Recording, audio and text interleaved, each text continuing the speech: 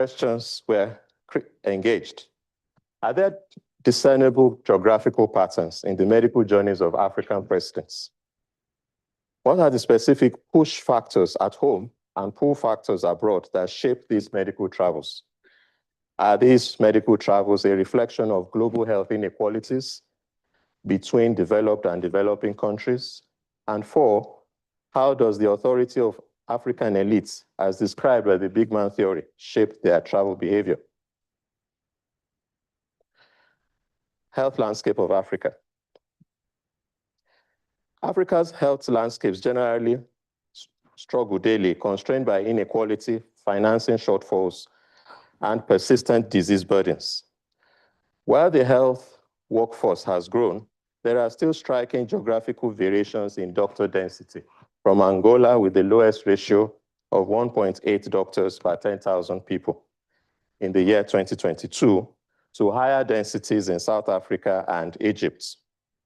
The last point I would like to make is that in line with the 2001 Abuja Declaration of 15% benchmark for national budgetary allocation on health, only 3 countries, namely Rwanda, Botswana, and Cape Verde, have constantly met and exceeded the targets.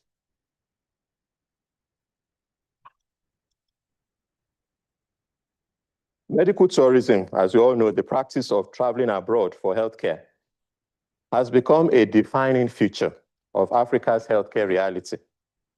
Travel patterns reveal the limits of domestic systems, and the growing unmet medical needs of the African people. For African patients, destiny choice is influenced by so many factors such as wage levels, doctor density, and historical ties, with India emerging as a leading hub for medical tourism, particularly cancer care. I compiled and mapped the data on these trip events of 10 selected African presidents, both living and deceased, in the first quarter of this millennium. As the origin and destination map reveals, 10 African leaders originated from all over Africa, yet their destinations were mainly in Europe, especially France, the United Kingdom, Spain, Belgium, and Switzerland, alongside occasional trips to Singapore and Saudi Arabia. And of course, as you can see, none of their destinations, as one expected, were in Africa. The flow map also illustrates a clear spatial pattern in the medical travel of African presidents, reflecting both the global geography of healthcare with emphasis on the uneven distribution of advanced medical facilities. This concentration somewhat shows a post-colonial influence in the choice of the destination, where former colonial powers and Western countries continue to serve as preferred sites for specialized or confidential treatments. For instance, Nigeria's Muhammadu Buhari and Zambia's Michael Sata sought care in London, while Benin, Patrice Talon, and Algeria's Abdulaziz Bouteflika favored Paris, reinforcing Europe's role as a dominant hub. Geographically speaking, the distances involved are substantial, ranging from approximately 1,200 kilometers for Bouteflika's short trips to France to over 10,000 kilometers in the case of Ghana's Atta Mills traveling to the United States of America. Duration of stay further magnifies this spatial disparity. Buhari with 225 days and Mugabe with 215 days spent several months abroad, while others like Sata, 9 days, and Mills, 10 days, were away briefly. Now, the nature of ailments included chronic, lifestyle-related or age-associated diseases. Overall, the map, as you can see on the screen, therefore, reveals a core periphery pattern. African leaders predominantly traveling northward out of the continent to seek care for non-communicable diseases, thereby reinforcing the dependency of Africa's political elites on the global North's medical infrastructure, further reinforcing the uneven global geography of health. As you're fully aware, there are many examples we can freely draw from. But for the sake of time, I will focus on two case studies, Zimbabwe and Nigeria, and briefly highlight a few noticeable exceptions. Case study 1, Zimbabwe. Robert Gabriel Mugabe often sought medical treatment abroad, while citizens complained about the deplorable conditions of domestic health care. Singapore was his most frequent destination.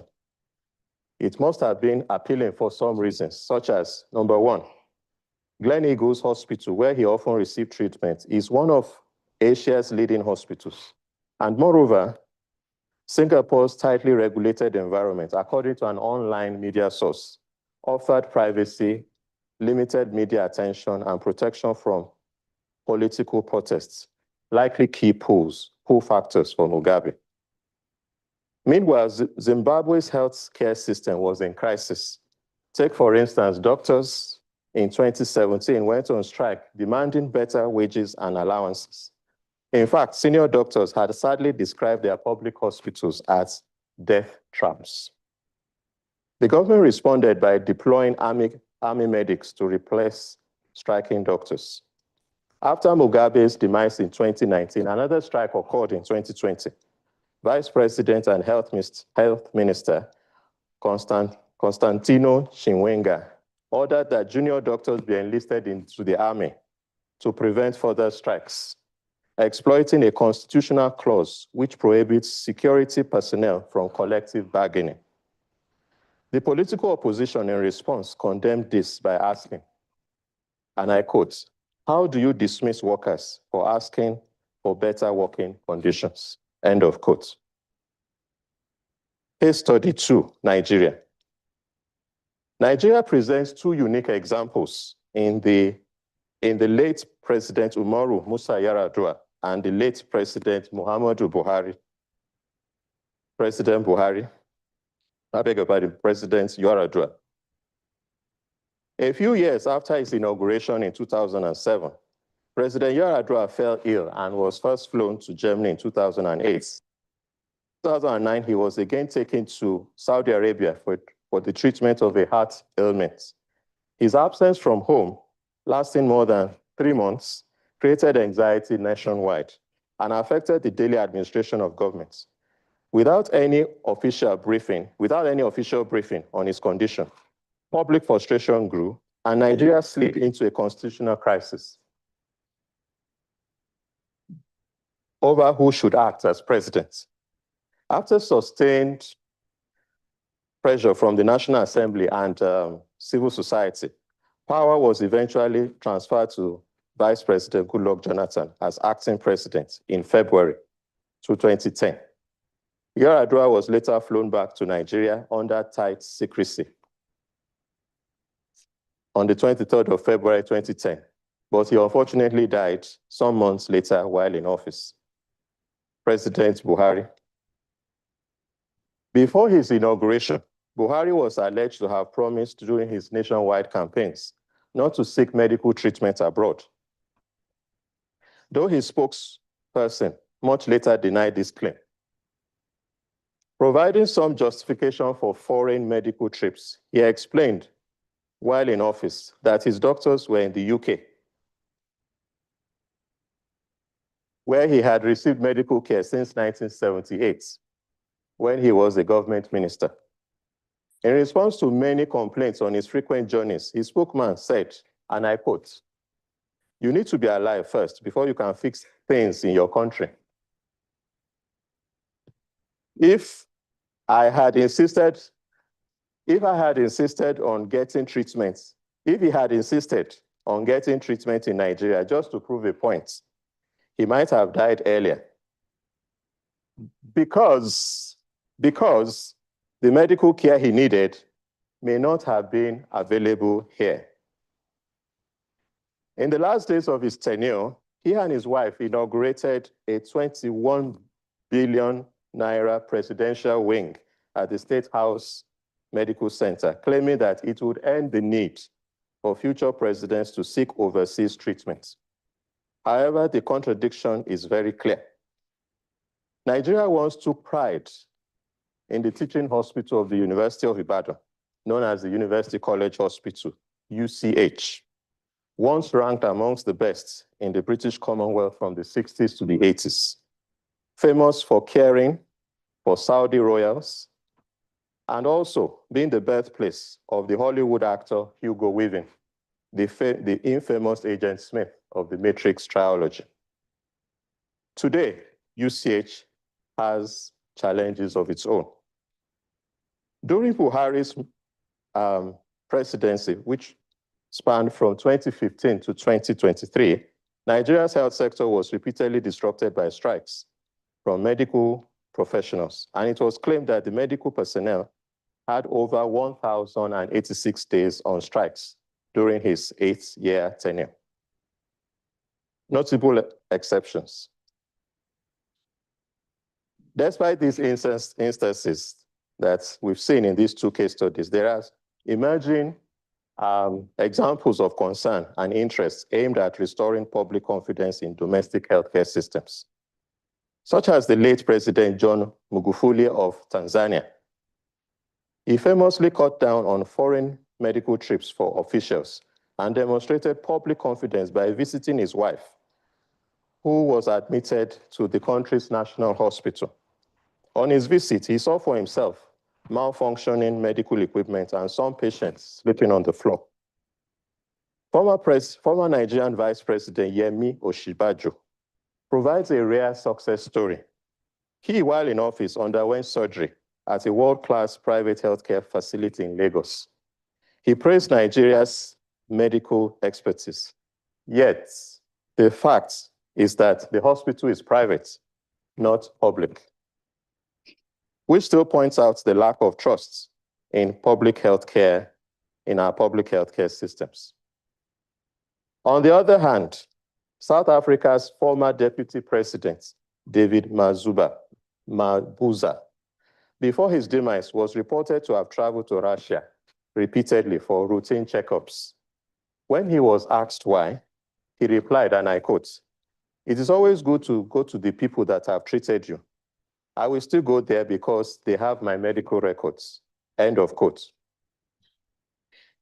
Lastly, President Yoweri Museveni in 2003, according to the Voice of America media reports, this is according to the Voice of America, he cited safety and security as the primary motivation for foreign medical trips. As a matter of fact, he said that he and his family will go abroad for medical treatment because he fears injury from doctors who politically oppose him.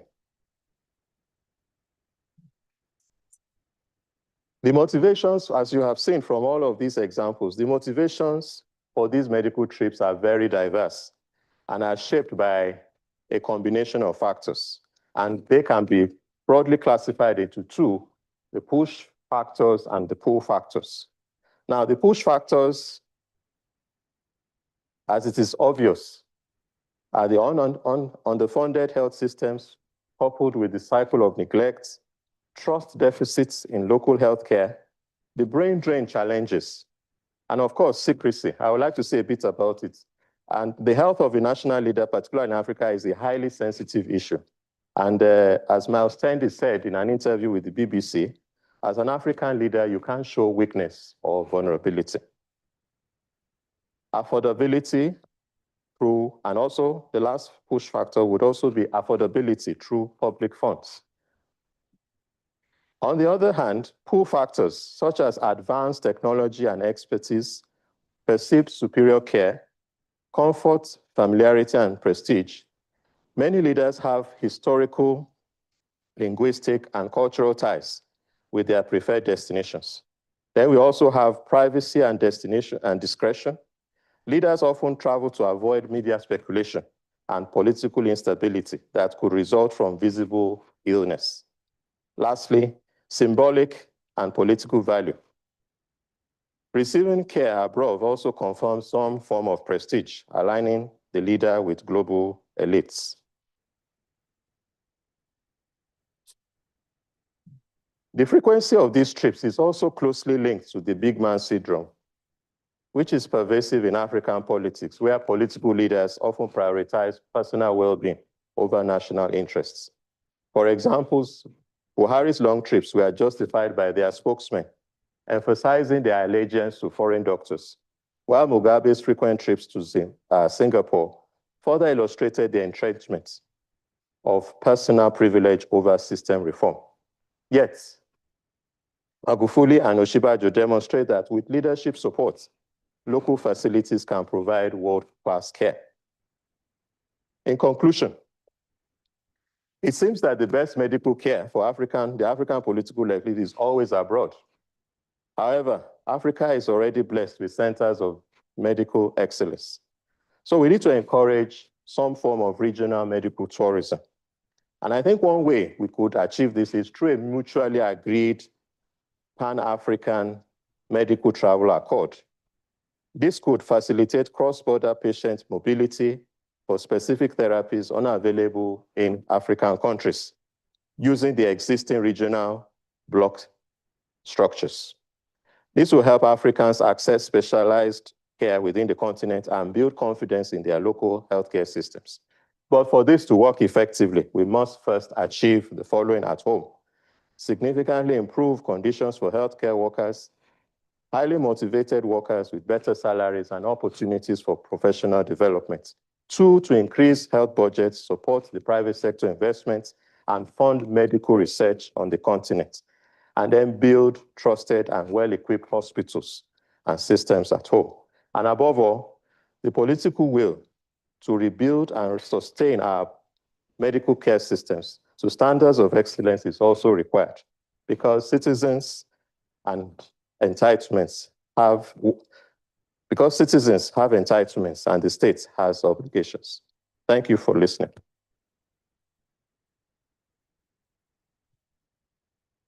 Thank you so much for that presentation. 200 days out of the country, yeah? The one saying that what, my security is going to be, I need to first be healthy before I can take care of the country. Thank you so much for that. I think we'll have questions and we'll want to delve into this discussion for us. I'll ask that we kindly park and reserve those questions. We will have Dr. Tolu come to our questions. Allow us to go to the second presenter. That is Professor Caesar Ature. Professor Caesar Ature is a philosopher and a health ethicist from Ghana, who's currently the ethics and governance lead for the master's degree course in international health and tropical medicine. He's also co-associate director, Oxford Global Health. Caesar holds an adjunct professorship of philosophy at the University of Ghana and is an affiliate instructor at the University of Washington's Department of Bioethics and Humanities. He is also the president of the International Association of Bioethics. We need to give flowers where it's due, isn't it? As I conclude, Caesar's interests and research in bioethics are conceptual and empirical. He is currently leading a team of highly qualified colleagues from across the globe on an award, Discovery Award, exploring conceptualizations of solidarity and to design a solidarity index for ranking global health funders. Ladies and gentlemen, please join me in welcoming Caesar to give his presentation. Okay. There you go.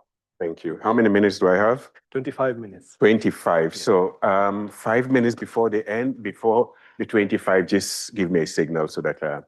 Anyway, thank you very much for having me. I'm a bit upset that the Nigerian had spoke before us. I mean, come on. I mean, Ghana should always be first. Right. But anyway, I'll let that go, I'll let that go. And then secondly, Tolu said the University of Ibadan is the first and the best. No way. Okay. Legon was also founded in 1948. Okay. All right. They were founded in the same year. But the difference is this. Whereas Ibadan was founded as a college, a university college, Legon was founded as a university. No, okay. That's just, sorry, that's just to warm things up a little bit. And I'm doing so because the talk I'm going to give is not going to be a pleasant one. So you've had your laugh now. So now we're going to get serious. The title of this talk is Coloniality, not Colonialism, and I'll explain why. Coloniality, Citizenship, and the Environmental Threats of Mineral Extraction in African Countries. And I'm going to use the case of gold mining in Ghana, just as an example, to make the point. So today we're living in a situation whereby there is a rush for technological solutions, innovation. Most of you here doing your masters and your PhDs are thinking of innovative solutions for Africa. And quite a lot of these innovative solutions that you're thinking of rely on ICT. There is a darker side to this, and we need to be cognizant of it. If you think of the cycle of ICT, we often argue about the governance, so data, who owns the data and all that. But if you think of the cycle completely, at the end of the day, ICT works on physical instruments. And these are machines that consume energy and that are built with certain products. Then, once they are built, they have to run on energy, and they run with data and our own data, and we can go on in ethics about that. We're organizing even a World Congress next year just to talk about data and the fact that we have become data. But then there is also the end of the ICT equipments. Where do they go when we stop using them? Ghana, for example, in Accra, in an area called Agbogbloshie, was called the biggest ICT dump in the world, where children burn tires to extract metals from disused computers, which are donated with what we call misappropriated solidarity. Right. So all these things are going on. And the challenge we have before us is that Africa has an important share of the rare minerals that are needed for greening the world, right? To make the world more sustainable, we need to run on batteries, electric cars, more ICT to be able to control even our use of energy and all that. The rare minerals are important for this to happen. Africa has 56% of cobalt, 92% of the deposits of platinum, 30% of all the other green minerals. In Ghana, they've just discovered tantalum. And what is more, a lot of these minerals deposit reserves in Africa still haven't been discovered. So more are going to be discovered. Now, the demand for lithium could multiply by as much as 40 times by 2040. So the thing is, as this is growing, this demand is growing, what are the effects of the extraction of these metals on the African continent? So we're greening the world, and is the future of Africa greener, or is it bleaker because we're greening the world? That is the question. This is just to show you some of the metals that are spread across the continent. Almost every country has something to offer. And those that are not on this map, I'm sure they are looking around to be able to find something to be able to sell. Now, the task ahead of us is this, and this is more of a conversation, asking questions. I don't think I have all the answers, but if we then look at the past, because this is not the rare minerals that we're going to be extracting for the green economies, we're using the same models that we've used for the minerals that we've been extracting up until now. And so, if we look to the past, how has the continent benefited from the enormous mineral reserves that we have up to now? 2, who has benefited most from the mineral wealth of African countries? 3, what lessons can we learn from the past? And what needs to be done if we want to chart a better way forward? So I'm going to take the case of gold mining in Ghana, because it's been documented quite well, to show some of the challenges and the pitfalls that are in this area of mineral extraction. This is just a bit of history. So, you know, the name Ghana is actually an error. I mean, geographically speaking, because Ghana recalls the ancient empire of Ghana. You know, the medieval empires we had in Africa, Songhai, Kanem-Bornu, Mali, Ghana. But the territory of ancient Ghana, it was actually more towards Mali and Senegal. It wasn't the actual Ghana of today. But anyway, our leaders decided to call it Ghana. But what I find amusing is that before independence, Ghana was called the Gold Coast.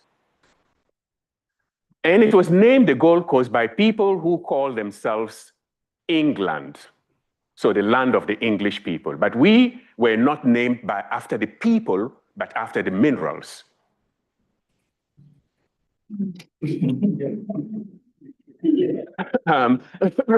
Okay, no, sorry. And this followed us. So we were the Gold Coast. And so Ghana to Elmina, and the first place where Europe and the current territory of Ghana, met, was a town on the Atlantic coast. Today is called Elmina. Elmina is a deformation of Portuguese, the mine, right? So Ghana was actually colonized in the early days precisely because of gold. That was the main interest. And then later on, around the 17th and the 17th and 18th century, the interest changed to human beings, so slavery. And so gold has been part of our history. And prior to the arrival of the Europeans, if we look at the ancient kingdom of Ghana, there was so much gold there that Al-Bakri in the 10th century writes that, the king adorns himself like a woman, wearing necklaces around his neck and bracelets and the forearms.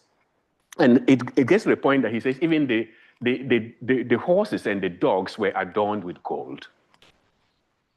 So there was gold all over. And that was the main interest of the Europeans as they were entering into contact with that territory.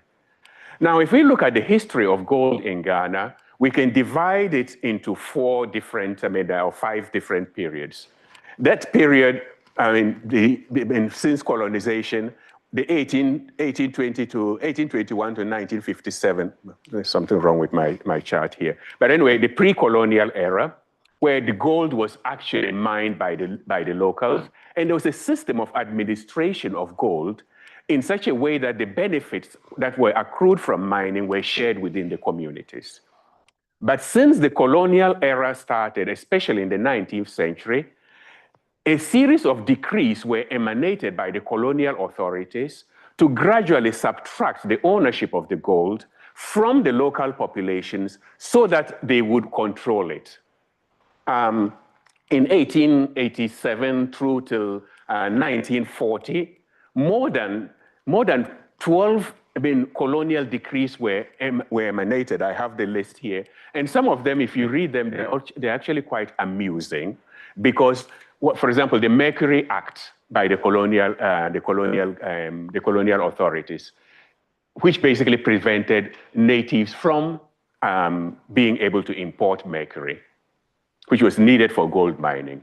Or if you had to possess dynamite, you have to show that you can speak English, right? So gradually, they started subtracting. And then the colonial laws, if I read some of them for you, so that the Ordinance of 1936, under which the property in and of all minerals is declared to reside in the governor.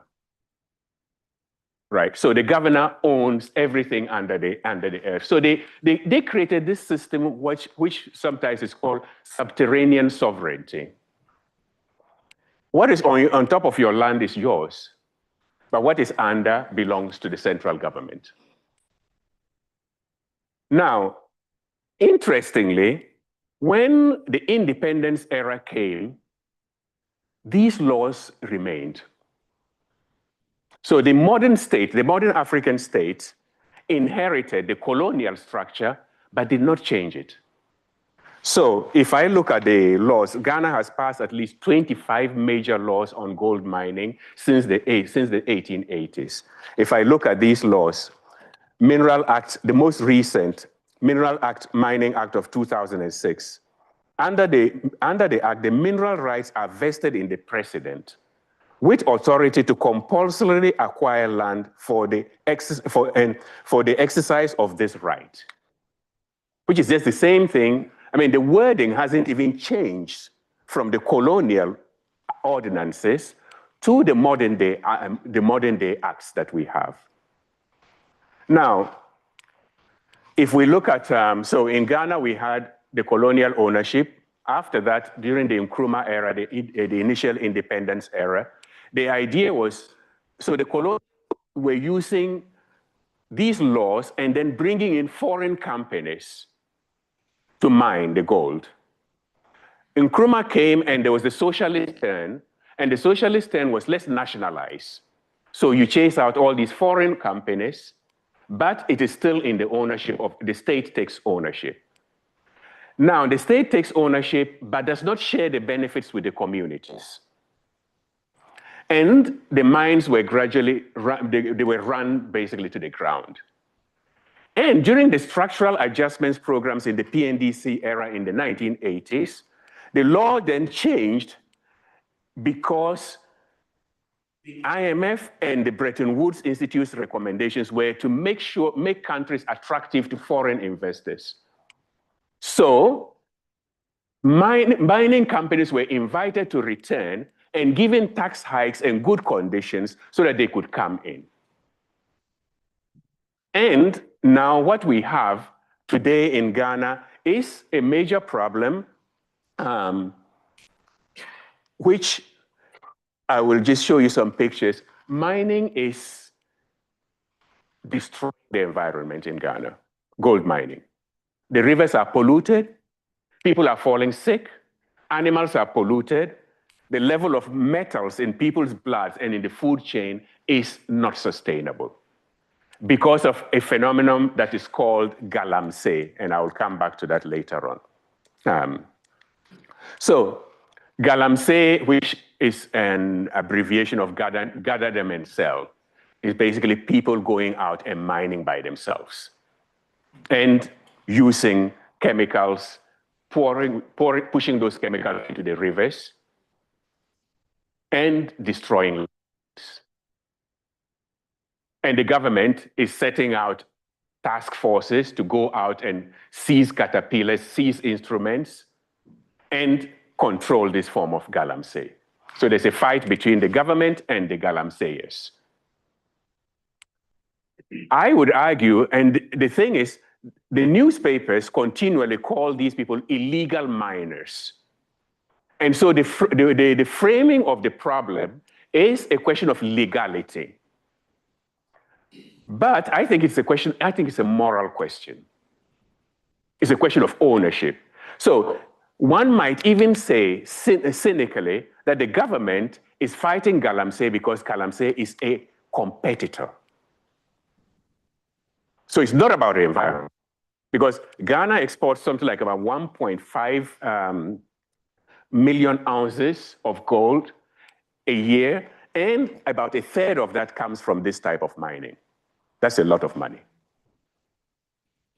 So anyway, I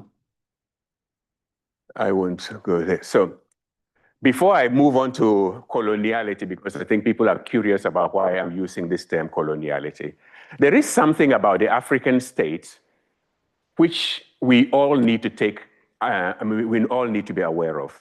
The African state is a legal reality created simply by some decrees, but we hardly have true nations in Africa.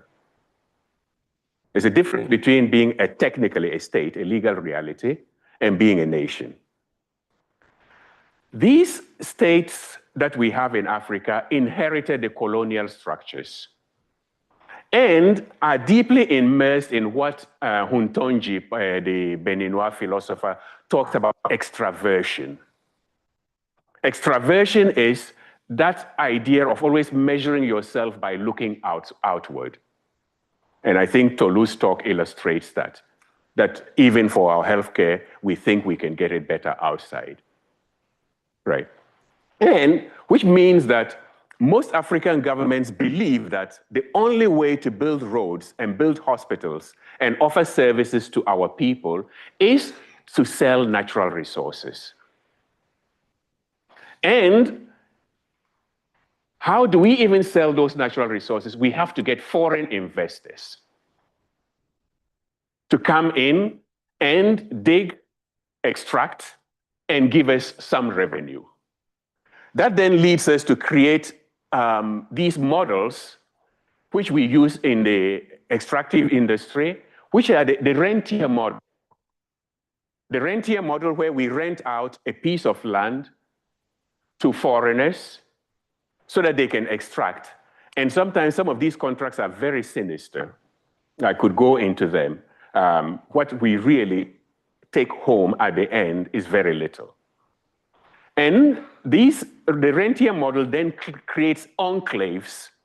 And the enclave is such that the locals actually become employees of very low level for minerals and things that belong to their own heritage. And that is a problem of justice. But the governments continue to use that and believe that this is the only way we can develop. And this is what leads me to the idea of coloniality that I want to discuss this evening. You see, colonialism, we all know what colonialism is. And if we ask ourselves, what is the specific moral wrong of colonialism? I mean, why is it wrong? I think people might answer saying, well, it is wrong because it's slavery, or it's wrong because you take people's resources. It is wrong because you can do all those things without colonizing. The specific moral evil or the moral wrong of colonialism is the subtraction of agency, political agency of a people. And so any group of people that is colonized becomes dispossessed in terms of actually determining their own and charting their own way forward. And when colonialism with the flag planting ended across the African countries, and especially, the French-speaking end of colonial era was very different because, France made sure that they were not really leaving physically. The English colonies had a different way, and that was where Nkrumah, in 1963, in his imperialism as the highest stage of colonialism, where he was paraphrasing, I think, the book by Lenin. He coined the term neocolonialism, which he says using capital and knowledge, the former colonizers still control the colonies, right? Now, but there is another term that I find quite useful, which the Latin American authors have coined a lot. Aníbal Quijano, Arturo Escobar, and they have written more about it, is the term coloniality. coloniality no longer requires the colonizer to be present, because coloniality is a system. And that system continues to perpetuate what was created during the colonial era without necessarily involving the colonizer. And coloniality, here we define it in a paper by Olivier Rutazibo and I, saying coloniality is a way to engage colonialism in the present and anywhere, internally, also internally within the countries, bilaterally, globally, as a reproduction of extreme power inequality and the different institutions created to perpetuate this. These power relations both sanction and invisibilize how they produce premature death, violence, and against and destruction of peoples and their lives, and the environment and knowledges. And coloniality is predicated on 3 pillars. The first pillar is the pillar of ecocide, which is it destroys the environment, it extracts. 5 minutes? Geez. Okay. So ecocide, environment, epistemicide, which is the killing of knowledges, and genocide, which is basically the killing of people. Now, what we're seeing across the continent and in many countries in Ghana is young people, unemployed, taking up ways to extract gold or to extract minerals and sell. Now, we call them galamseyers, as we do in Ghana. This is damaging the environment, putting the lives of young people at risk. And the way to stop this is not repression. That's the point I really want to make. It's not about repression. It is about empowerment. We need to empower the young people rather than repress them. And we need to think creatively about how we can build forms of collective ownership of natural resources. What share can we,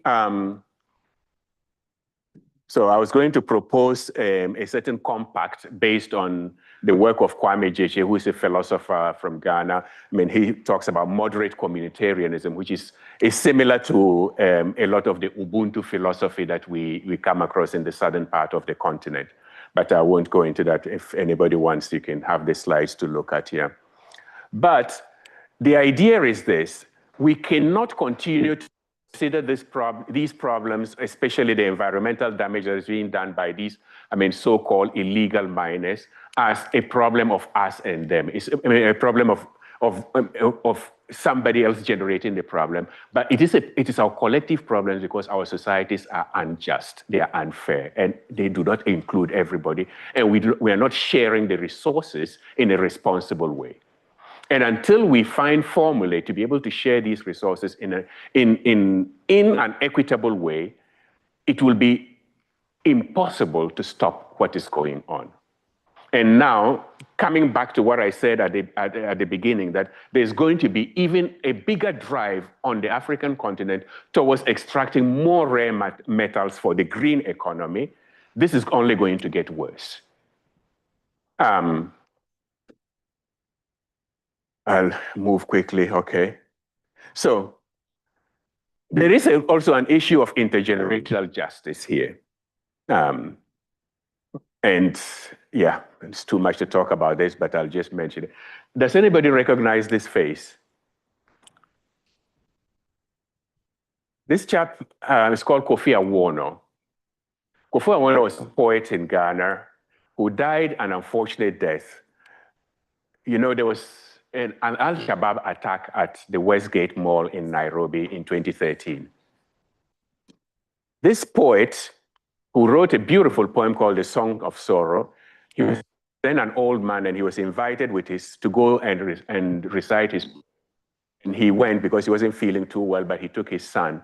But unfortunately, they were at the mall that day. They went to the mall, and when they attacked, his son managed to survive, but he lost his life there. He was unalived there, right? But he has this poem where he talks about our generation and, the Songs of Sorrow. It's a very beautiful poem if you want to. But at one point, Kofi Awono says, Agosi, he's talking about somebody is dead. Agosi, if you go, tell them, tell Nyivedu, Peti, and Kove that they have done us evil. Tell them that their house is falling, and the trees in the fence have been eaten by termites, and that the martels curse them. Ask them why they idle there, while we suffer and eat sand, and the crow and the vulture hover always above our broken fences, and strangers walk over our portion. If we do not get ourselves, if we do not really become engage seriously with these challenges, this is how we will be described in the future. Thank you.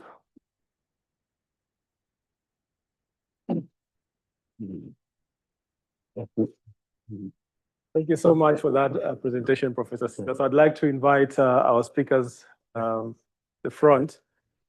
We have about 20 minutes before the session ends. I'll open it up to questions. I think the first 4 questions, given the skewed representation of the speakers and the moderator, gender representation, I will like to give the first 3 or 4 slots. You have a mic?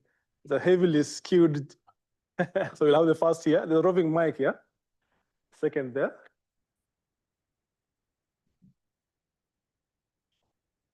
We'll have the third. Yeah. There's one right at the top, yeah? Okay.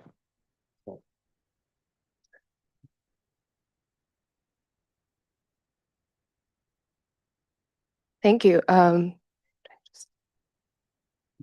Okay, so my question is to the first presenter. Thank you.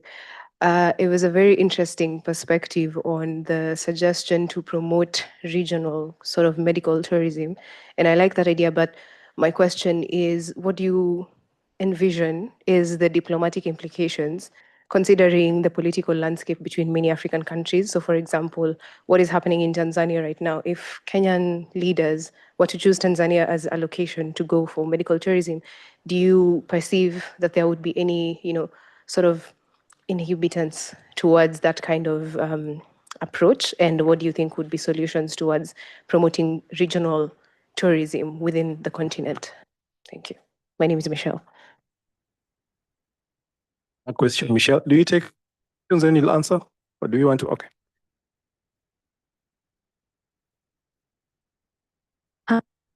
Sir, my question is for Prof. Atuire. So just 2 quick ones. The first one, if we agree that current African governments have technically taken over historically colonial structures, and now they're the ones encouraging investment and the inflow of multinational mining companies, how intellectually honest is it to keep claiming that it's a form of coloniality? If we can argue that, you could make the argument that we've reclaimed our political agency in that sense. And then my second question has to do with the galamseyas, where we're acknowledging that galamsey activities are now causing environmental harm.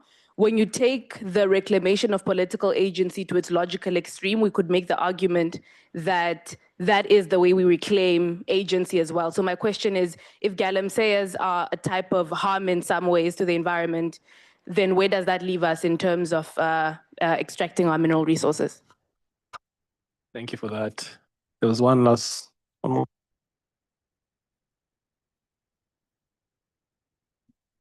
Thank you. I will ask Dr. Tolu. Yeah, as you were speaking, I was thinking, don't you think we are somehow in danger of maybe suggesting simplistic and generic explanations for what could be quite complex challenges in Africa?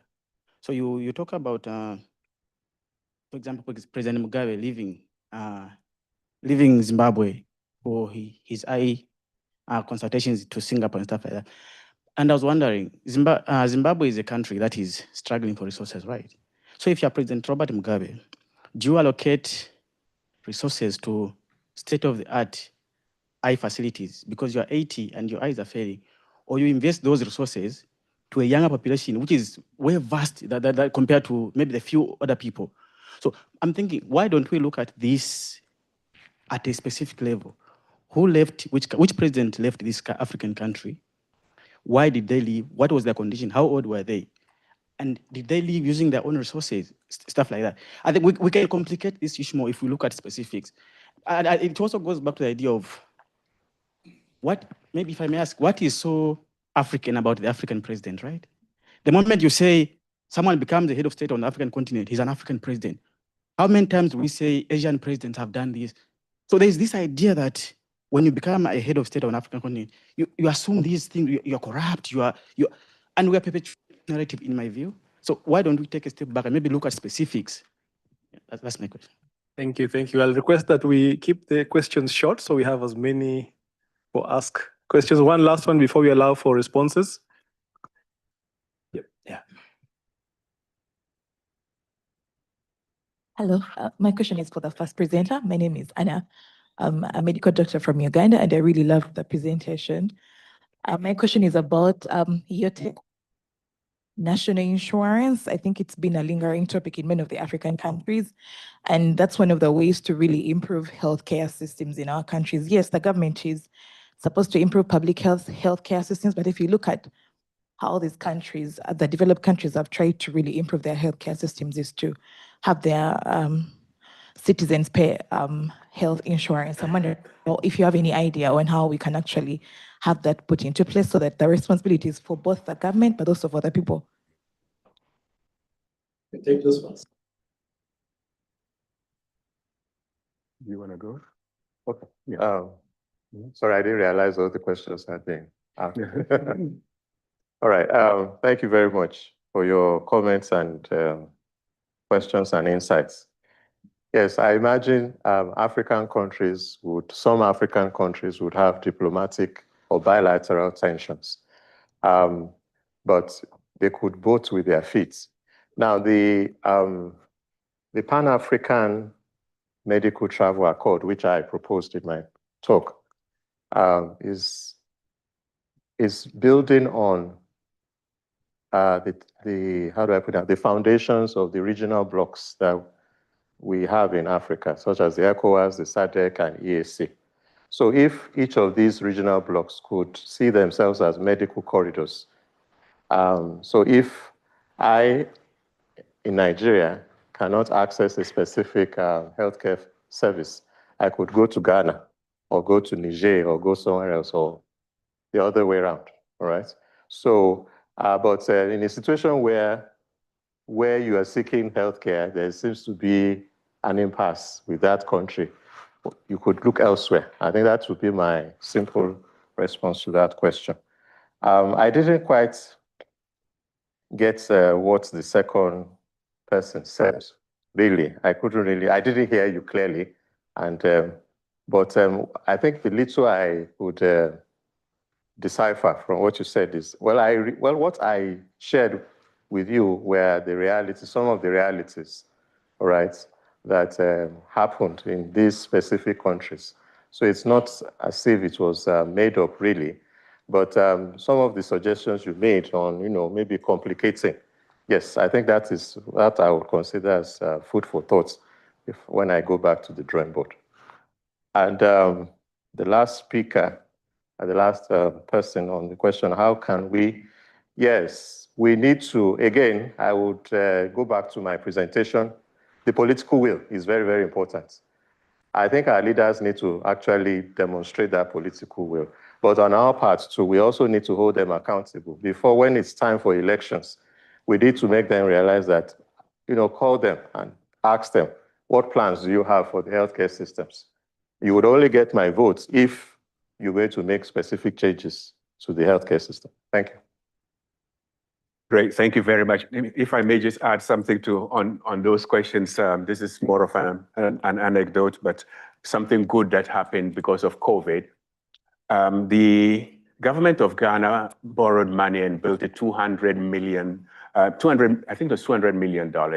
for a state-of-the-art hospital at the University of Ghana, very well equipped. But because of political tensions, the hospital remained closed after it was completed for 4 years, right?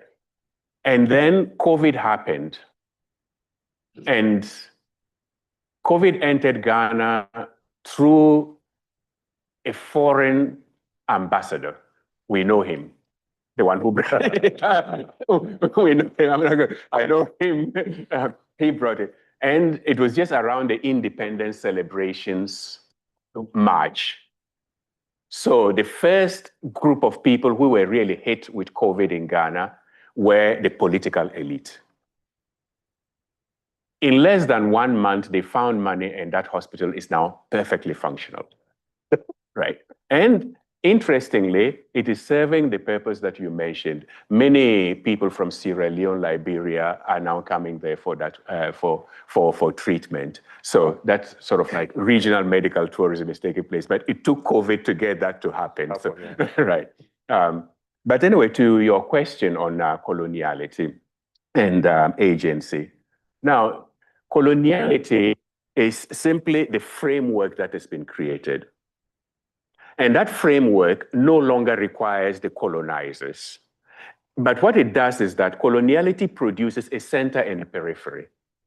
So during the colonial era, maybe the center was London, Paris.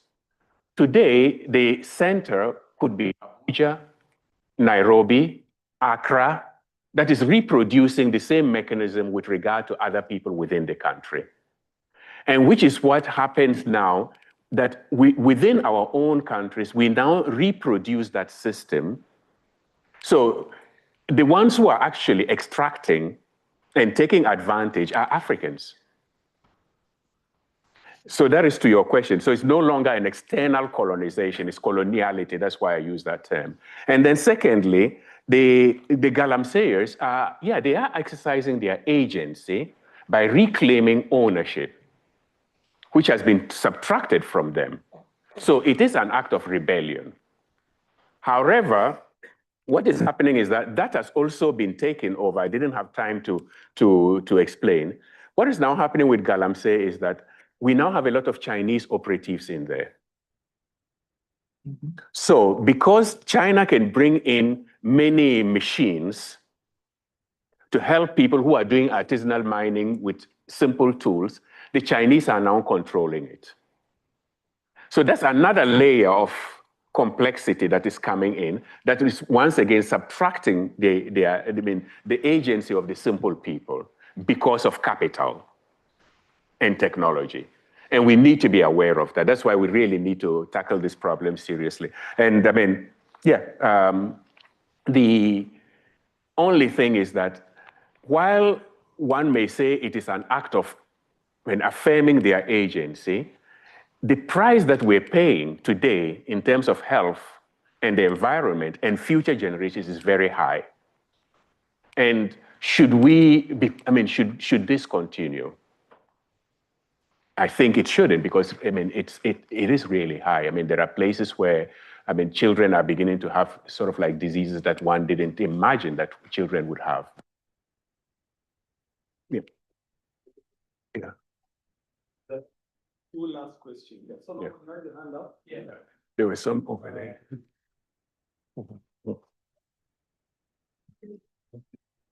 Remember, we still have our speakers that are this session, so we have the chance to interact with them. So if I don't pick you in.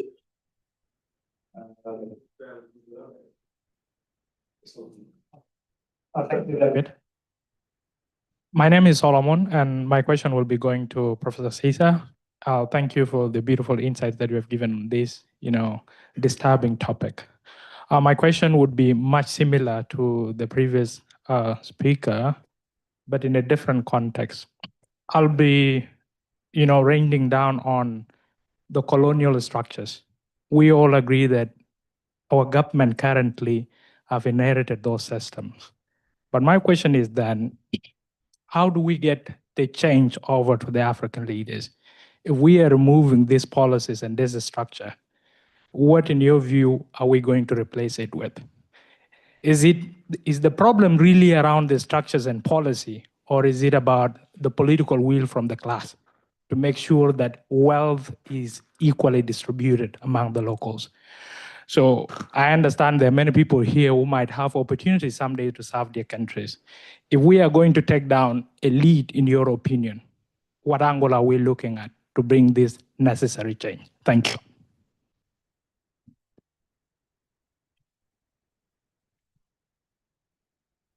Thank you so much. My question is to Dr. Ol. Undermining the spirit of Pan-Africanism and falling into the pitfalls of nationalism, don't you think that if we go down the route of promoting intra-African medical tourism, there could be a risk of creating healthcare hegemonies within the continent and consequently weakening healthcare systems in some particular countries?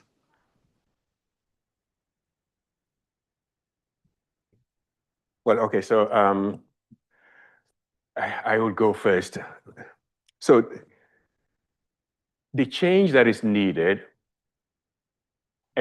first of all, let me start with the political will. You know, part of the whole system, coming back to the coloniality matrix, is that even the French colonists are the Franc-Afrique, right?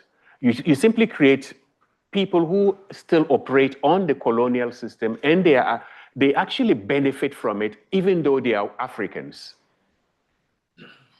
So if they're in power, why should they change if the system is benefiting them? And so remember, people don't give up power voluntarily and just say, well, hey, this system is benefiting me and my children and my family and my friends, but we're going to give it up so that more people will benefit. That doesn't usually happen. Hegemonies tend to reinforce themselves. And this is where we really need to, as it were, increase our democratic awareness among our populations to be able to push for change. I mean, we have a lot what we call democracy in many countries in Africa, but as one former African president told me, using Ghanaian pidgin English, he says, this is bend-down boutique democracy.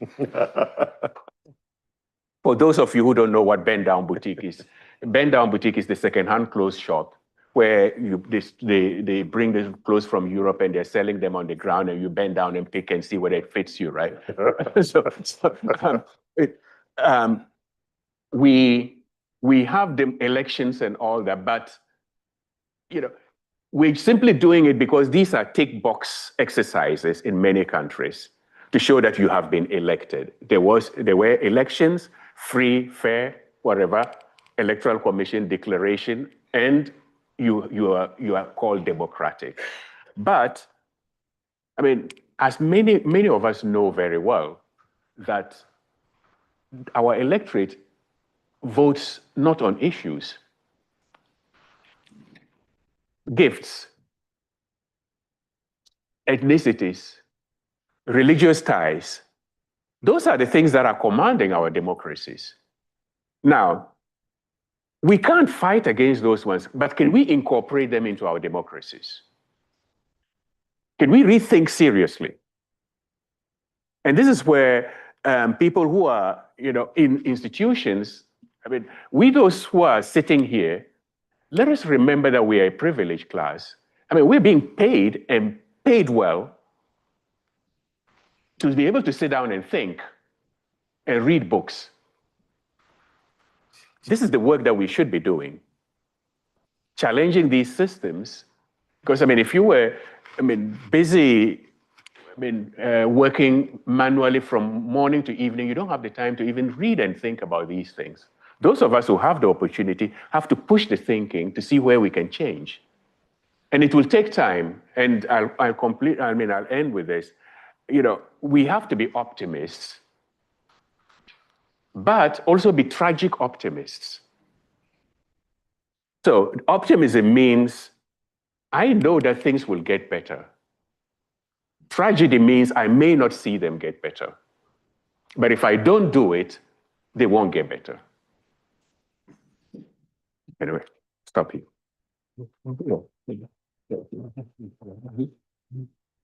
Well, healthcare hegemonies as a limitation of the accord, yes, it's possible.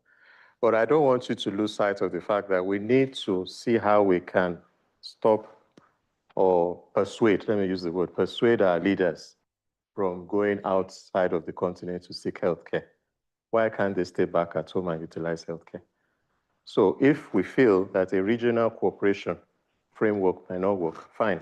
But the most important thing is we fix our national healthcare systems, make sure that everyone has access, can have get to see a doctor, can have access to medicine, and also live very healthy lives. Thank you. Ladies and gentlemen, allow me to draw this session to a close. Let us give a round of applause to our two speakers this evening. Yeah. All right. Well done. Okay. Remember, they'll be with us in the next session. There'll be plenty of opportunity for you to engage with them, ask them more questions, and go deeper. We didn't get a chance to do that in the room. So I'd like to thank all of you for making it here today and invite you for the next session. We will have a drinks and networking session just outside at the hall. I do believe we are set up and ready for you. Please, this is a chance to continue with those conversations. This is a chance to continue networking, a chance to continue connecting with one another. So thank you very much and welcome. The next session. You're here. Just the Oxford email. If you just type my surname, you'll find my email there. Yeah. Yeah. So I drove food drinks.